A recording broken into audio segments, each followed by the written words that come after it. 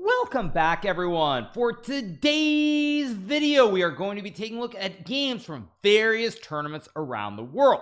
Now, the first game that we're going to be taking a look at is, of course, from the prestigious tournament Tata Steel being held in the city of Wijk aan Zee and in the country of the Netherlands. Now, the game that we're going to be taking a look at today is a game being played between one of the co-leaders, Nodirbek Abdulsatorov, and the current women's world champion, Zhu Wenjun. So, in this game, we have Nodirbek playing with the white pieces, currently tied for the lead alongside Gukesh, as well as Anish Giri, I believe, and let's see what happens. So the game starts out with the move e4, we now get the move e5, and now we have the move knight to f3 being played here by Nodirbek. We get knight c6, bishop to c4, we get knight f6, and now the move d3. Now Nodirbek, along with a lot of the other top players, has recently been playing the Gucci piano quite frequently. Here, Zhu Wenjun plays bishop e7. It is a playable move. Normally, black does go bishop c5, for example, or play something like d5, which we've seen in both the Masters and the Challengers section. But here, Zhu Wenjun plays bishop e7. Now we get castles, and Nodirbek goes bishop b3, avoiding any pressure with d5, which would attack both the pawn on e4 as well as the bishop on c4. Here, Zhu Wenjun plays a5, and now Nodirbek plays this move c4. Now, this might look like a strange move, but I really like this move for a couple of reasons. First of all, it stops black from playing d5, and when Zhu Wenjun plays d6 here, we end up in a pawn structure which is very interesting and can normally come out of the English opening. Now, you probably are thinking, what am I talking about? Now, the famous French player Philidor, back I want to say maybe the 1780s or 1790s, made the statement that the pawns are the soul of chess. And to put that in context, we end up with the structure here where white has the pawns on e4, d3, and c4, and black has pawns on c7, d6, and e5. Now, normally the way you get this pawn structure is actually out of a completely different opening, which is with the English, where we get c4, e5, knight c3, knight f6, knight f3, knight c6, and this move e4. Now, I actually had this position with the black piece against Nodirbek back in the Rapid Chess Championship in 2022. Now, it's not so much about the game itself, but you'll notice that you end up with the same pawn structure here, where black has the pawns from c7 to e5, and white has the same pawns on e4, d3, and c4. Now, we don't really need to get deep into the weeds of the game itself, but one of the advantages about this position that you'll see for black here is that black has this bishop on b6, and you can put a knight on d4. So now when we go back to the game here between Zhu Wenjun and Nodirbek in this position after d6, what you'll notice here is the bishop on e7, very passive, inside the chain. In the English, normally the bishop is on either c5, b6, or a7.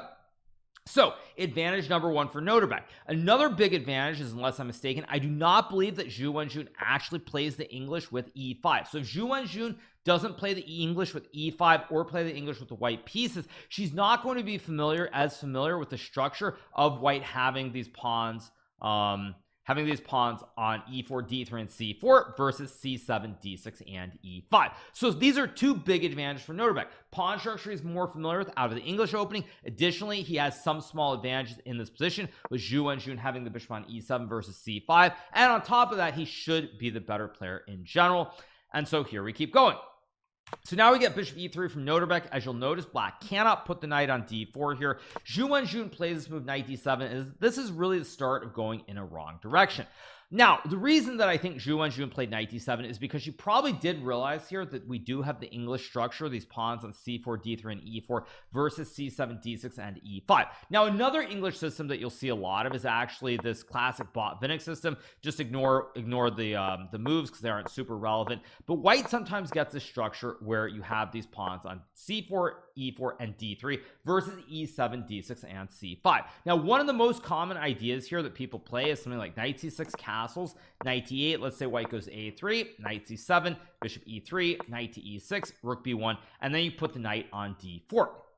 So you go back around and to e6 and d4. Now, the reason I mention this concept is because when Zhu Wenjun plays knight d7, she's trying to go for a similar idea where she wants to go, let's just say white plays a3, knight c5, bishop a2, something like bishop g4, knight c3, and now knight e6, and she intends to jump to the d4 square with either of these knights, and she keeps the pin alive from the bishop on g4 towards the knight on f3 and the queen on d1. However, after knight to d7, actually I should point out bishop g4 first would have been better here with this idea of knight d7 and knight c5, and the reason is that now after knight d7, Nodirbek plays bishop e4, and black is no longer able to easily get this knight to e6 or the bishop to g4. For example, if you play this move knight c5 here, white can simply trade everything off. I think you take this way, and if I'm not mistaken, maybe you can grab the pawn at e5, but even if you don't grab it and you play a move like h3, white has a nice advantage here. Black has this tower of power on the c file, and white can maneuver the knights, try to pressure the pawns to the center of the board, and white has a clear positional advantage. So after bishop to a4, Zhu Wenjun plays the move knight to b4, Nodirbek goes a3, and now she plays knight to a6. Now, understandable, she's trying to reroute the knight somehow, but she is losing a lot of time in this position. So Nodirbek, of course, plays knight c3, Zhu Wenjun plays c6, and now we get this move bishop to c2. Now, bishop c2 is a multi-purpose move. First of all, white might want to play d4. For example, say you got a position like this, just to illustrate. Now the bishop might open up on this long scope. This is option one, and black has this weak pawn on d6. Another option here is that if you were to play a move like rook e8, white can maybe go b4 here, because after takes, you cannot recapture the pawn since you lose the rook on the a8 square. So multi-purpose move here, and you'll also notice that generally when white gets this Botvinnik structure with the pawns on e4, c4, d3, if white can ever go d4 and black is not able to stop it or make a bunch of captures and win material, normally white has a big positional advantage simply because white is getting a lot more space in the middle of the board with the 3 pawns on the 4th rank. So Zhu Wenjun plays knight c5 here, Nodirbek goes b4. Computer actually prefers d4 slightly, but b4 also very logical. Nodirbek taking space on the queen side, and he still keeps his pawn push in the center for later on. Now we get the move knight to e6 from Zhu Wenjun, and Nodirbek plays queen to d2 here, a move that connects the rooks on the 1st rank, and he still prepares b4. Maybe you put a rook on d1 before going d4 and blasting open the center of the board. So Zhu Wenjun plays knight to f6, Nodirbek plays this move knight a4, another very strong move from Nodirbek. Zhu Wenjun, when she plays knight f6, she's trying to somehow get her piece on better squares. You'll notice that black does not have good squares for D's knights, the bishop's not in the game, the rook's very passive. All these pieces here, the bishops and the knights and the rook on a8, are really just not in the game. White has a massive spatial advantage, so she's trying to do something, maybe even push in the center. But after knight to a4, now there's this huge problem that white's trying to use this b6 square for either the knight or the bishop. So we get a takes b4, we get the swap, and now Zhu Wenjun plays b5. Now at this point, I understand why Zhu Wenjun is trying to be active. As I've said in many of my recent recaps, one of the hardest things in chess as a human to do is simply sit on a position and not play a move which has a purpose. So for example, computer says after knight to d7 black, white still only has a very small advantage. But you have to understand from the human perspective, there are a couple of things. First of all, Zhu Wenjun has to know that she's fundamentally worse here. White has much more space in the center of the board at this point. After knight to a4, white has much more space. There's maybe d4 here, and you feel like you've done something wrong. So if you've done something wrong, what are you supposed to do? Playing a passive move like knight d7 and knight b6 is possible, but you're essentially admitting that you've made a big mistake here, and it's very hard to just play a move which has no purpose other than stopping one move, and you're basically just wasting time. So as humans, we always feel like we need to do something active. There has to be a plan or a purpose behind our moves, whereas a computer doesn't care what everybody else thinks. You know, all the humans watching a computer game, they don't care if anyone's like, ha, you wasted a move, ha, you played a bad move. As long as they play the best move, which of course they do, then humans can't critique it, even if it feels wrong from a human perspective. So we get b5 played here by Zhu Wenjun. Nodirbek trades on b5, and now he goes knight to b6, attacking the rook on a8. Here Zhu Wenjun trades the rooks, and now she goes bishop b7. Now on first glance, it feels like maybe black is okay here. The knight on b6, it doesn't really have any good squares to jump to. Pawn on b5 covers 2 of them, and the knight and the bishop both cover the d5 square, so the knight can't jump. So maybe you can create some play. On the other hand, white has 2 big advantages. White can now bring the rook to a7 and harass the bishops on the 7th rank. There's also bishop b3 to pressure the knight on e6. So Nodirbek plays bishop b3 first, and now Zhu Wenjun goes d5. Now, computer says d5 is the best move, and it's actually the move that I would probably play too, because what you need to do is you need to create some play here. You can't play knight to d4. The knight and the bishop cover the square. White is rook a7. There's a lot of pressure on this long diagonal towards the king, the pawn, and the knight, and in general, it just feels like you're going to lose in a couple of moves. So Zhu Wenjun goes d5. Now Nodirbek plays rook to a7, attacking the bishop on the 7th, creating the classic kebab where you're impaling all the meat. Zhu Wenjun plays d takes e4, and now Nodirbek plays knight takes pawn in the center of the board. Here Zhu Wenjun plays queen c7, trying to both guard the bishop on b7 but also attack the knight on e5. And here Nodirbek plays the move knight takes f7, sacking the horse and going for the kill. Now this is a big sacrifice, but what Nodirbek realizes right away is that after king takes f7, there's a simple move queen to a2, lining up threats towards the king and the knight. Now you'll notice from the evaluation bar, computer does not like queen to a2. It actually thinks that white should play the very counterintuitive move pawn takes, and I guess after rook to d8 it's because now white can go knight d5. With all these threats on the 7th rank, all these pieces here combined with this massive pin from the bishop on b3, white should be technically winning. Now again, I don't fault Nodirbek for not playing this, because again, if you don't know if it's actually winning immediately, you're down a piece here, and if you don't see the killer blow, you could just end up much worse. So he goes queen a2, and rather counterintuitively the computer says here that black can play rook to d8, and the reason that black is better here is that if white takes the knight, now after king to f8, white cannot capture the pawn because there's a classic ice skater checkmate. You cannot go d4 either, because then you lose the horse on b6, and so you can't push the pawn's under attack here, and you can't even really go knight d5 easily. Say you play a move like h3, for example, black takes with the pawn, and you just want to go d2 and d1, and this knight on b6 is a big problem here. It's under attack. Black has the rook with the pass pawn. One sample line is something like let's just say I don't know, move like rook to a3. Now black can go d2 here. You have to take, because otherwise black will get a queen, and then after queen b6 you simply lose the game. So very, very complex, very, very difficult to understand exactly why rook d8 is best, and in a human game, not something that I would expect anybody to find. Maybe Magnus could find it if he had a lot of time on the clock, but you're under massive pressure here, and it's just a very strange move to play. So Zhu Wenjun instead plays queen c6, trying to guard both the bishop and the knight at the same time. And now Nodirbek sacks the rook with rook takes bishop. We get queen takes rook, bishop takes knight, king to e8 is played here, and now Nodirbek simply captures the pawn on e4. So one of the most important things to do here is take stock of the position. White has a bishop for a rook, but the bigger issue here is that white has two pawns on top of it, 1 2 3 4 5 versus 1 2 3. So white has a bishop and two pawns for the rook. Additionally, white has the two b's as well, and the other big issue for black is that the king is very, very passive. Rook also quite passive. You'd love for the rook to be on an open file here, like d8 for example, but it's stuck on f8. So Zhu Wenjun plays queen takes pawn here. Queen still covers this a8 square. You're trying to maybe go for a checkmate on the back rank or attack the bishop on e6, but here Nodirbek is ruthless, and he plays the really strong move knight to d5, trying to exchange the knights but also shielding the queen from covering this classic a8 square. Now if black were to play queen takes bishop, you lose the game, because there's knight c7, creating both the classic fossil as well as a fork of the king and the queen, and after king moves you just take the queen. You've got a queen for a rook, and the rest will be mop-up work. So Zhu Wenjun goes bishop d8, trying to stop the checkmate on a8 here. If white were to play a move like queen a6, trying to go for mate, or queen to a8, let's not forget that it's classic call the ambulance but not for me situation. After check, bishop c1 takes, and we end up with the classic ice skater checkmate. King has no squares to move to.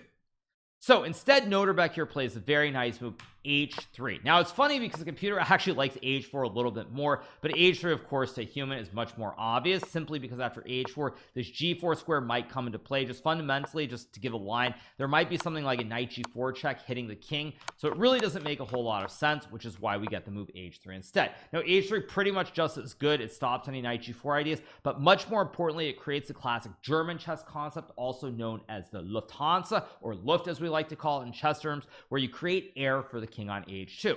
So basically white wants to go queen to a6 or queen to a8, but just doesn't want to get mated on the back rank. So Zhu Wenjun here plays rook to f7. Again, queen takes e6 would still lose to knight c7, takes king d8, and many ways for white to win, but probably simplest is something like bishop g5 here, with a queen for a rook and a knight combined with all these pawns, a weak black king. Again, this should be very simple to win. So Zhu Wenjun goes rook to f7 here, and now Nodirbek again plays a really nice move, queen to a6. Nodirbek of course could trade the bishop for the rook here and even out the material and do something like takes, queen a6, king f7, queen b5, and win the game, because after queen b1, king h2, bishop c7, g3, there are no more checks. White has two extra pawns, and you coast to a victory. Now probably Magnus would play this, or even I would play this in a blitz game, but in a classical game where you have a lot of time to think, there's no need to go for it, and Nodirbek instead plays this move, queen to a6. Now he's guarding the bishop on e6, but you might notice that the knight on d5 is temporarily hanging. Now knight takes d5 is played, and we now get the move queen to c6, checking the king and attacking the knight at the same time. Zhu Wenjun plays king to f8, and now we get this move queen to d6 check, ignoring the knight. And the reason Nodirbek ignores the knight here is that if black blocks the check with the knight, uh-oh, spaghetti-o, it's checkmate. You go bishop e7, uh-oh, spaghetti-o, it's checkmate. If you go king g8, uh-oh, spaghetti-o, it's checkmate due to the pin. So the only move you can play to stop the mate here is to play this move king to e8. Rook to e7 also, by the way, we get mated by check here. Check, knight e7, bishop takes knight, and you can't recapture the bishop because then the king's in check, and the two b's checkmate this king very neatly. So we get king to e8. Nodirbek now plays bishop takes knight. We get the move queen to e7 being played. On first glance, you might think, wait, there's queen b1 check, king h2, and bishop c7, right? You're going to win the queen due to the pin. Unfortunately, here white has the move bishop to c6, checking the king. No squares available for the king to run to, and after rook d7 takes, king d8, white plays bishop g5, checkmating the black king here as it has no squares available to dodge the checks. So Zhu Wenjun instead plays queen to e7, but now after Nodirbek plays the move queen c6, Zhu Wenjun resigns this game here because if she moves the king, there's bishop c5, and look at the two b's. White will win the queen on e7 for sure, if not more. And if you play queen to d7, white can snap the rook, checking the king. You cannot capture the queen. That would put your king in check. And after king takes queen, white wins. If you go king e7, white checks the king. Inevitably, if you take, you lose the queen and you surrender the game. So Nodirbek wins this game, a huge win for him, a masterful performance showing how strong he is when he gets an attack, gets the initiative, and he now moves, I believe, into the sole lead in the Tata Steel tournament. D. Gukesh from India could win his game against Alireza Firouzja. That game is still ongoing, but either way, Nodirbek is clearly playing great chess, and unlike last year when he had a mishap in the final round, it's looking extremely likely that he's going to win the Tata Steel Masters tournament due to his very, very impressive play. So that is one game they're going to look at, but we now have another game we're going to be taking a look at, which is a game, let me change the scene, of course, which is a game being played in a new chess tournament. I believe the tournament is called the Jeddah Young Masters, being held in the Kingdom of Saudi Arabia. It's featuring a lot of the top junior players from around the world, players like Faustino Oro from Argentina, also known as the Messi of chess. You have the American rising junior Andy Woodward. You have Yagiz Khan Erdogmas, also known as the legend, is back on chess.com. Very, very strong 12-year-old from Turkey, over 2,500 classical chess. You have the Russian player Volodar Murzin, who needs no introduction, having played against many top-level players in the world rapid and blitzes over the last couple of years. And you also have players like Buddy Pranav as well. So the game we're going to be taking a look at is a game being played by V Pranav, also affectionately known as Buddy, thanks to the Chess Bros and myself, who've given him this nickname over the years. Now, Buddy Pranav is someone who played a lot online as a kid. He was rated maybe 2,300, 2,350 FIDE. He's improved a lot. Probably all those games against us really helped with his experience, and he's now a very solid 2,600 player. And in fact, I actually played him in the Qatar Masters a couple months back in Doha. I did beat him in a Queen's Indian game. We did a recap, so you can probably dig that up, but a player who's had a big rise.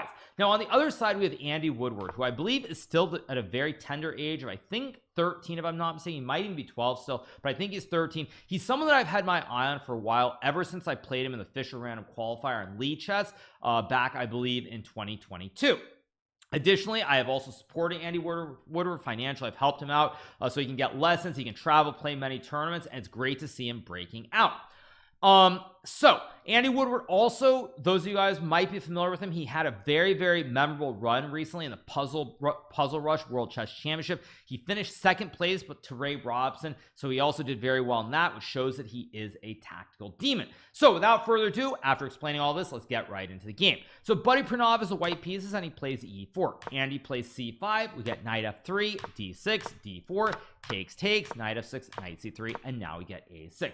Now Andy Woodward is someone who's played a lot of Nidorf systems in recent memory. I have seen him play this pretty much exclusively, and we get the move bishop c4. Now one thing I have noticed about Nidorf's classical systems is Magnus Carlsen, the former world chess champion, has actually played a lot of these bishop c4 systems against many different lines in recent times. I know, like, I got inspired by it in the Isle of Man in the Grand Swiss when I played against Predka. Wesley So tried it, I think, in the US Championship against Abhimanyu Mishra, and Buddy Pranav, I think, also taking a page out of the Magnus playbook with the move bishop c4. But much like in basketball, chess is the same thing. There was a great saying back when I was a kid, which was, you know, be like Mike or do it like Mike. I don't remember the exact saying. And in chess, it's pretty much the same thing. It's like you really want to be like Magnus, but just because you play the same openings doesn't mean you are Magnus. So we get e6 here. Now Buddy plays a4, trying to stop Andy from going b5. and we get to move bishop d7. Now the idea behind bishop d7 is that Andy would like to put the knight on c6 here, but if you go knight c6, these structures are actually considered to be kind of a little bit better for white, normally because of the weakness on a6. And even though black is the center, it's a little bit easier for white to play with the two bishops scoping towards the king side. So after bishop to d7, we get to move castles, and now knight c6. And of course the point is that if white trades the knights, now you take with the bishop, you keep these pawns connected to each other, and you pressure this pawn on e4 with the bishop and the knight, and maybe you even thrust with d5 in a couple of moves as well. So instead we get bishop to e3 from Buddy. Now we have rook c8, queen to e2 played, guarding the bishop on c4 against a capture. We get queen c7, bishop to a2, retreating the bishop and avoiding losing material. After bishop to a2, Andy goes bishop to e7, we get f4, we get castles, and now the move king to h1. Now the reason Buddy plays king to h1 in this position is he's probably worried that at some point down the road there might be something like this, for example, where something bad can happen on this diagonal towards the king. So when you slide the king to h1, there are no longer any major threats along this diagonal. So here Andy trades the knights, and now he plays e5, striking in the center, asking white the question, do you want to trade the pawn or do you want to retreat the bishop? So Buddy decides to retreat the bishop, and the reason for this is that he does not want to trade the pawns and open up the diagonal for this dark square bishop. In this position, when you go bishop e3, the bishop is still very passive behind the pawns. It is of course completely reasonable, but it's not an active piece at the moment. So now Andy plays bishop e6, and this is a move that I really like here, understanding in this position that even though white can trade and give black the double pawns, if white ever trades, again, you open up the diagonal for this dark square bishop. Pawns on e5 and e6 control some critical central squares as well, and black is simply a little bit better here because of this idea with bishop b4 and the two weak pawns in the center of the board. Additionally, when you play bishop e6 here, you stop this light square bishop from becoming a menace on the long diagonal, unlike in the game that we just looked at between Nodirbek and Zhu Wenjun. So after bishop e6, Buddy Pranav plays the move bishop to b3 here, and now we get bishop to c4, forcing Buddy to trade off the light square bishops, or else he is going to lose either the queen or the rook. So we get the trade. Now we have queen to f3 being played. Does not want to trade the queens here, of course, because after takes, again, you have a serious weakness on e4, pressure on the c file as well, and black is simply much better. So we get queen f3, and now Andy strikes with this move d5, blasting open the center. Best move according to the computer as well, I might add, and this is a move that really now frees up this bishop to move along this diagonal. Additionally, white has issues in the center of the board. If white were to say play a move like pawn takes pawn, black can now play e4, knight and the queen guard the pawn, and after queen g3, knight takes d5, let's say white takes and goes c3, for example, now black can play f5, and after rook d1, queen e6, let's just say bishop d4 and bishop f6. It's not like this is winning or anything, but black is better simply because in the long run, black has a protected pass pawn that he can potentially push down the board. Buddy here decides to play the move pawn takes pawn. We get knight takes pawn on e4, and now he goes knight to e2. After knight to e2, Andy plays the move bishop c5, a very nice move here, trying to activate the bishop, offering a trade. If you get a trade, for example, white has to be extremely careful. Pawn's under attack. If you push the pawn, there's knight d2, forking the queen and the rook. So Buddy goes c3, and now Andy plays rook ce8, trying to attack this weak pawn on e5. Another very good move from Andy, the best move according to the computer.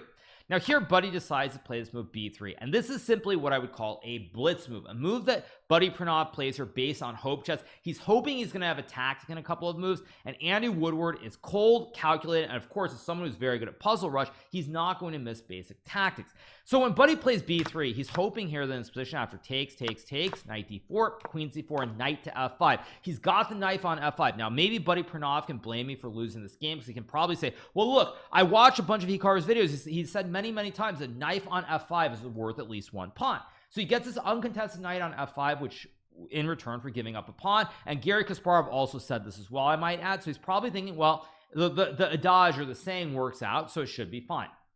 Unfortunately, after Andy Woodward plays knight to e4, it stops knight to d6, and white does not actually have any way to attack. Most thematic way of attacking when you get a knight on f5 is to put a queen on g4, g5. So for example, one theme idea is if white can ever get a knight on f5 and a queen on g5 like this, for example, white is doing very well.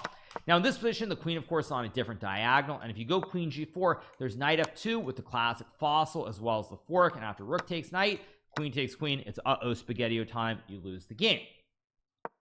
So on top of stopping knight d6, it also stops queen g4, c3 very weak, knight d2 a threat, and the e5 pawn is hanging. So everything here for Buddy is hanging by a thread, and it does not go well, as we're about to see.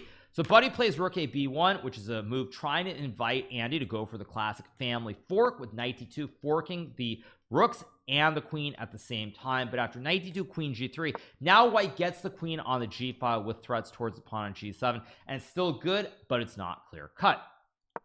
Instead, Andy Woodward just plays rook takes e5, cool, calm, and collected, ignoring everything, understanding that even if white can maybe capture on b7, there will be moves that you can play. And actually, if rook takes b7 is played here, this just loses right away, because there's knight to d2, forking the rook and the queen, and now queen g3 doesn't work because queen takes rook is checkmate, since the rook is no longer on b1 guarding the rook on f1.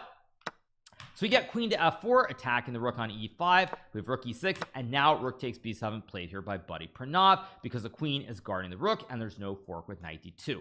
Unfortunately, Andy Woodward here, as someone who's very good at puzzles, finds the correct move, rook to f6, pinning the knight here, and white is effectively lost here for the following reason. You have the pin on the f file, the rook on f1 also under attack, and you really have no ways to break the pin without losing a lot of material. So Buddy goes rook to f3, and now we get g6 going after the knight on f5. Buddy Pranav plays rook b4. Andy plays queen to a2, trying to create the classic ice skater checkmate with queen to a1. Here Buddy Pranav goes check. We get king g7, and now we have the move queen c1, trying to stop the mate. Unfortunately, there's now a puzzle rush in the position, which is knight to f2 check, king g1, and the brutal move knight to d3, forking the queen and the rook at the same time. Now, if Buddy were to capture what looks like the free knight, black is queen f2 check, king h1, queen f1, takes, and the king is stuck in the corner, and it's a very nice checkmate. So after knight to d3, white is simply lost here. If you can't capture the knight, if you go queen g5, for example, or simply queen to a1, king cannot run up, and after you block, I take, block, takes, it's simply checkmate on f1. So Buddy goes queen to d1. Now we get rook takes rook, pawn takes rook here. Again, if you were to play queen takes rook, for example, many ways for black to win, but probably simplest is just to go queen a1, trade the queens off, take, and play something like d4 here. And with a rook versus a knight and a simple endgame here, the rook is going to mop up the pawns on the queen side and win the game quite easily. So we get g takes f3. Now Andy plays queen f2, king h1, takes, and after rook to e8, Buddy Pranav resigns this game here, as if he moves the knight, there's rook to e1 check, winning the queen, and after takes check here, queen d2. Now you create the right triangle, you scoop up the knight on d5, and with a free queen, it's an easy dub. So after rook to e8, Buddy resigns. He could maybe play queen a1 to get one more move in here, but after f6, stopping any of the threats, you'll lose the knight, or the aforementioned ideas with rook e1 will come in, and it's all over except for the crying. So after rook to e8, Andy Woodward wins a smashing game, his second win in a row in this turnout. He did get off to a very unlucky start. He played Volodar Murzin and Yagiz Kant Erdogan in the first two rounds. He did lose them, but in round 3 he beat Faustino Oro, and now in round 4 he crushes Buddy Pranav with the black pieces in a Sicilian Najdorf to move to 2 out of 4. He's on an even score, and it'll be very interesting to see what happens in the coming round. Now, there's very little coverage of this event, so you might not be able to find it easily. I could only find the games on Europe Eshek Chess, or one of those sites. It wasn't on chess.com or Lead Chess, so it might be hard to find the games or keep track of the tournament. Nonetheless, it's very exciting to see a new tournament for all these very talented junior players. I think it's kind of lacking. There aren't many such opportunities, and of course it's also being held in the Kingdom of Saudi Arabia, so it's another location where there haven't really been a lot of chess tournaments in the past, other than maybe 1 or 2 World Rapid and Blitz events, so maybe there's a chance for it to become a hotbed of chess activity as well. At any rate, I hope you guys have enjoyed this recap of these games from around the world, from Saudi Arabia to the Netherlands. Maybe we'll do a recap from the United States tomorrow. It's great to see that chess is flourishing in so many parts of the world. So if you have not subscribed to my channel already, make sure that you smash that subscribe button below, and we will be back very soon with some more great YouTube only recaps. See you guys. Bye.